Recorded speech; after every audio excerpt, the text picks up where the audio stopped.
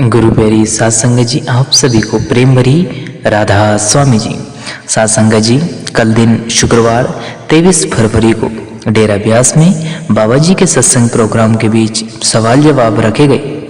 उनमें से कुछ सवाल जवाब है जो आपके सामने हम प्रस्तुत कर रहे हैं जी। ध्यान से सुनिएगा जी।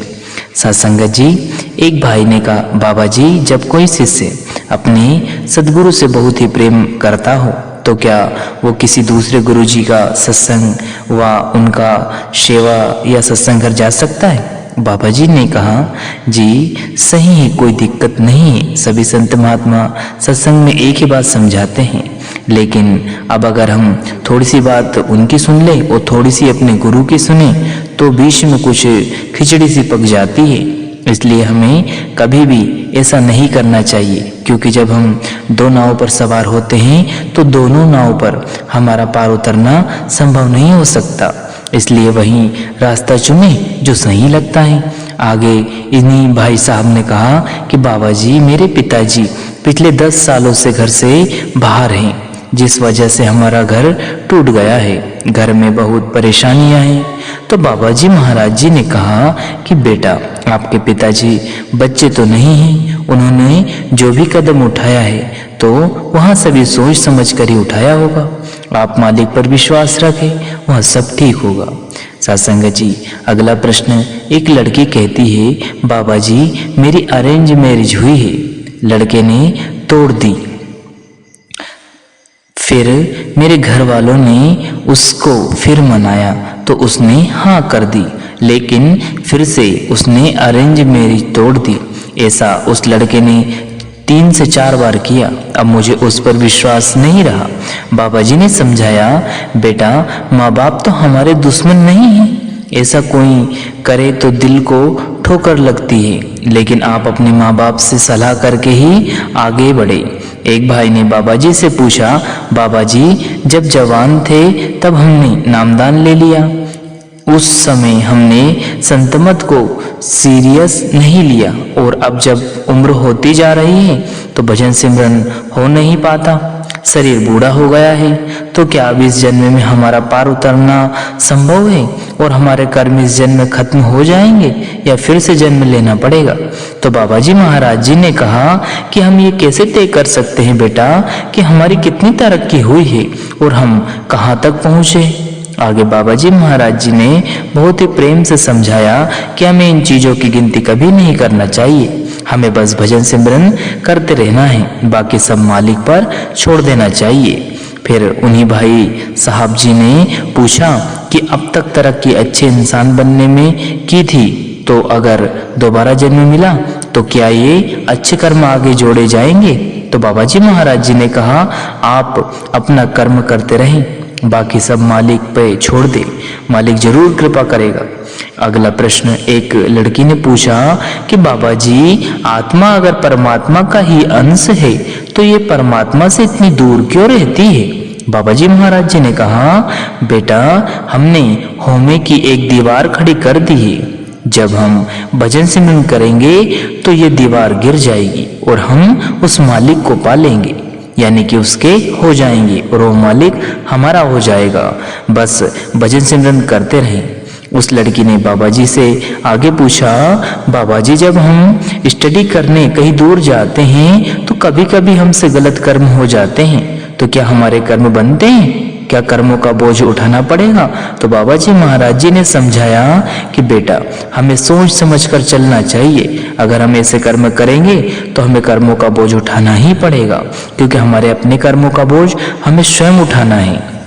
साथ संगत जी, अगला प्रश्न, एक भाई साहब ने कहा, उन्होंने कहा, बाबा जी, आप, जब मैं बचपन में सोचता था कि जब मैं बड़ा हो जाऊंगा तो सबका सहारा बनूंगा, लेकिन जब मैं बड़ा हुआ तो जिम्मेदारियों में फंस गया और बोझ के नीचे दब गया, जिस वजह से मैं वैसा नहीं बन सका जैसा मैं सोचता था। बाबा जी ने कहा, बेटा, है तो हमारे कर्म ही, हम चाहें इसको बोझ बोले या कर्म बोले, हमें जो भी करना है बस अपने लक्ष्य को सामने रख के करना है। आगे यही भाई साहब बोले कि बाबा जी, आप कृपा करके हमें थोड़ा धक्का लगा दो, जिससे हमारा भजन सिमरन थोड़ा बढ़ जाए और भजन सिमरन में तरक्की हो सके। तो बाबा जी महाराज जी ने कहा, बेटा मालिक ने किसी चीज की कमी नहीं छोड़ी, बस आप भजन सिमरन करें, मालिक अपने आप कृपा करेगा। अगला प्रश्न एक लड़की ने पूछा, बाबा जी हम किसी का दिल तो नहीं दुखाना चाहते, लेकिन फिर भी कभी कभी सामने वाला हमारी किसी बात से हर्ट हो जाता है, यानी दुखी हो जाता है।